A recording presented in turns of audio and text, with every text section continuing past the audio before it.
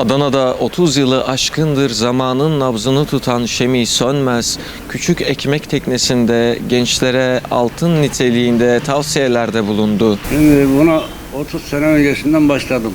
Depremden sonra. Depremden önce tatlıcılık yapıyordum. Tatlıcılık artık depremden sonra bayağı düştü. İş olmaz oldu. Ondan sonra da bu işi biliyordum. Bu mesleğe döndüm.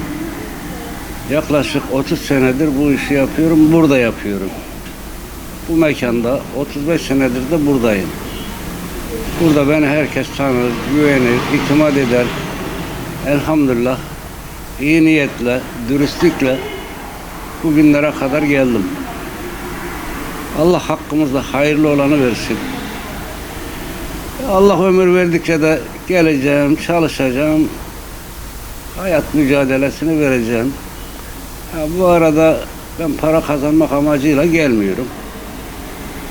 Vakit geçirmek için, zaman geçirmek için. Gelen eş dosttan 5-10 dakika sohbet, akşama kadar vakit geçiriyorum. Çok şükür. Vallahi genelde maddiyat.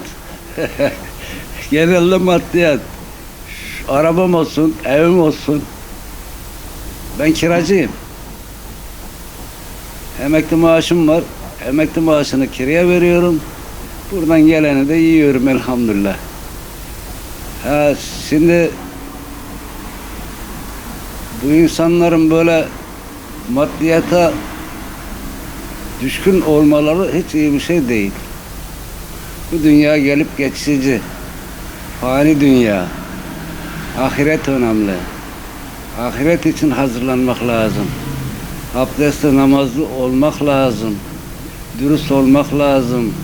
İnsanlara önder olmak lazım.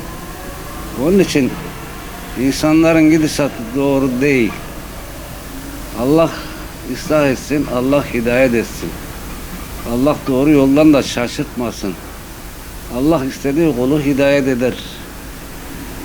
Hidayet ederse ona kimse engel olamaz hidayetinden dolayı.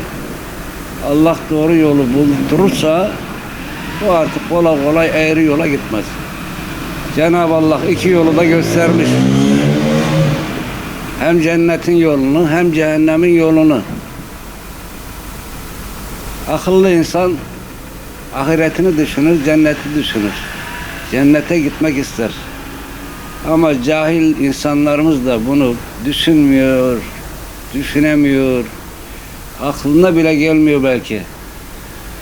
Bir insan Allah'ı ne kadar severse Cenab-ı Allah da onu o kadar ondan daha fazlasını sever. Allah'a ne kadar yakın olursan Allah sana daha yakın olur. Hatta şah damarından daha yakın olur. Çünkü şimdi telefon bayağı etkiliyor. Bir, ikincisi imitasyon saatler ucuz olduğu için o da etkiliyor. Yani saatçılık artık yavaş yavaş hele ustalık. Ustalık ölüyor. Sanat ölüyor. Yani al sat genelde şimdi. Özellikle internetten saat alıyorlar. Çoğu yaramaz. Yani imitasyon. Diyorlar şöyle kaliteli, böyle kaliteli. İnsanları aldatan insanlar çok internette. Onun için internette tavsiye etmem yani oradan almalarını. Güvenilecek, itimat edilecek yerden alsınlar.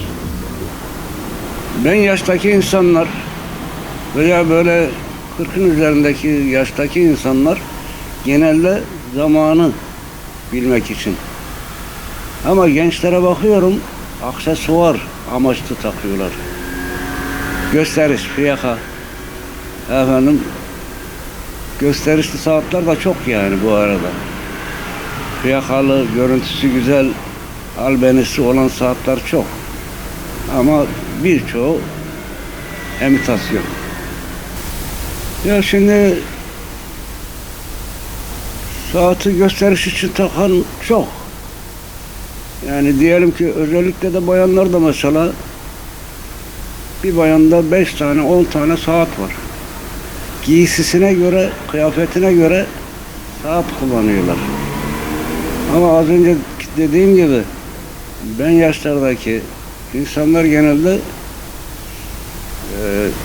zamanı bilmek, öğrenmek amacıyla kullanıyorlar. Gençler vurdum duymaz bir hayat. Yani bugün radyoda, televizyonlarda, haberlerde duyuyoruz. Ne felaketler oluyor. Niye baktın diye insanı öldüren, çocukları öldüren çocuklar var yani. Onları duyuyorum, ben üzülüyorum şahsen yani. 15 yaşındaki, 17 yaşındaki çocuk bıçakla ne işi var? Sustalı bıçak gezdiriyor. Veya silah taşıyanlar da var. O çocukları kullananlar var. Allah ıslah etsin, Allah hidayet etsin. Vallahi şimdi manevi yoksulluk olabilir. Çünkü eğitim çok önemli.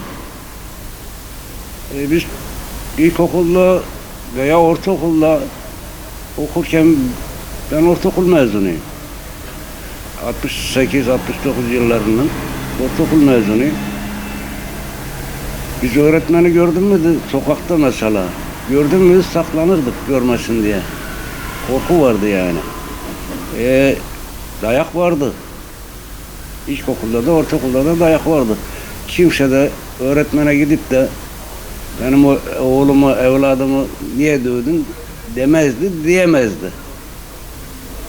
Ama şimdi